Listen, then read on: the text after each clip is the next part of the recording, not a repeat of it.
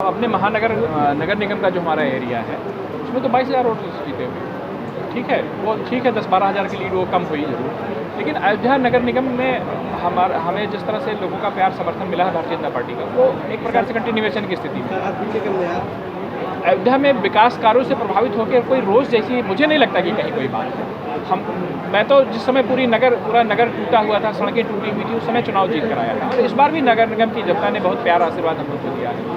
लोकसभा चुनाव में कहीं कोई बयार बहती है, उसका काउंटर हम लोग नहीं कर पाए, अयोध्या के विकास को उतना प्रभावी ढंग से ग्रामीण क्षेत्रों में नहीं रख पाए, उस चूक को हम लोग स्वीकार करते हैं, लेकिन हम उस चूक को दूर करके और फिर से अयोध्या के लोगों का दिल जीतेंगे, ये आपके बीच में हम लोग विश्वास करते हैं। देखिए, स्थितियाँ समझिए, 22 जनवरी का प्राण प्रतिष्ठा और प्राण प्रतिष्ठा के महीने 2 महीने के अंदर ही चुनाव डिक्लेयर हो गया, तो वो ये सारी चीज़ें कहीं ना कहीं सुचिंतित हैं। पहले से भी इस पर विचार विमर्श हो रखा था, वो जो उसमें हम लोगों ने दुकानें लोगों को 20 साल की किस्त में हम लोग दे रहे हैं, वो फाइल तो हम लोगों ने ही उसको साइन की और आज को आगे बढ़ाया और फिर जाके आज दुकानें वहाँ पर अलॉट हो गई।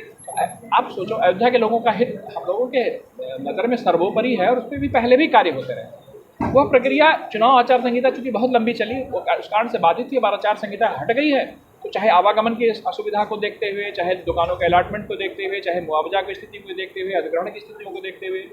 तो उन सारी चीज़ों में तेजी से कदम उठाए जा रहे हैं और अयोध्या वासियों को राहत पहुंचाई जा रही है। कल ही हमने जो रेलवे से विस्थापित होने वाले लोग हैं उनकी जिलाधिकारी के साथ बैठक कराई, वहाँ पर भी उसका एक रास्ता निकला कि कैसे हम लोग आगे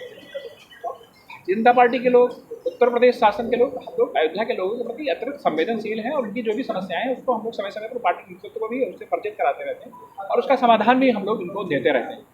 हम इस बात को स्वीकार करते हैं कि हमारी ये बातें और प्रभावी ढंग से ग्रामीण क्षेत्रों तक जानी चाहिए थी, उस बात को हम लोग नहीं रख पाए। ठीक है, जनादेश है और बहुत संवेदनशील मुद्दा है, कभी जनादेश हमारे पक्ष में आता है, कभी हमारे पक्ष में नहीं आता है। अयोध्या में चूंकि हम लोगों को पक्ष में आने की इतनी आदत पड़ गई थी, इस कारण से ये चीज़ें थोड़ा सा हम लोगों को उतनी मतलब एक अचंभा जैसा, लेकिन ठीक है, इस पर करेक्शन करेंगे और हम लोग फिर से लोगों का दिल जीतेंगे। आपसे बातचीत करने के लिए आज जो मेरा उद्देश्य यही है कि अयोध्या के लोग हर समय दिल खोलकर यहाँ आने वाले लोगों का स्वागत करते हैं, फिर से स्वागत करेंगे। 22 जनवरी के समय में भी उन्होंने किया, विभिन्न दीपोत्सव में भी करते रहे, आने वाले समय में भी करेंगे और आप लोग के माध्यम से मैं पूरी दुनिया को ये कहना चाहता हूँ, पूरे भारतवर्ष के लोगों को ये कहना चाहता हूँ कि राजनीतिक परिणामों को एक किनारे रखकर अयोध्या सब लोग आएँ और उनका उसी तरह से स्वागत है। अयोध्या फिर से उनका स्वागत करने के लिए प्रस्तुत है और अयोध्या की जो एक बड़ी सांस्कृतिक और आध्यात्मिक भूमिका निभानी है और अयोध्या जिस एक सांस्कृतिक आध्यात्मिक भूमिका के लिए तैयार है, उस सांस्कृतिक आध्यात्मिक भूमिका को पूरी दुनिया की नज़रों में फिर से हम लोग निभाने के लिए तैयार हैं और हम लोग उस पर आगे कम हुए हैं। हमारे चुनाव में भी वोटिंग परसेंटेज पर्याप्त नहीं था, 50 के आसपास ही था। वोटिंग परसेंटेज कम हुए हैं, कुछ हो सकता है,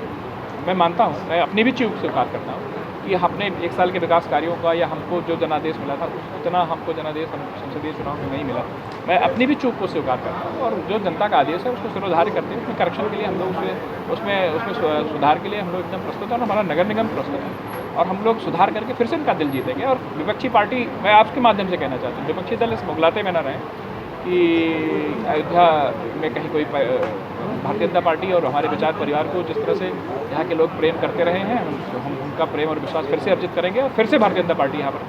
उसी तरह से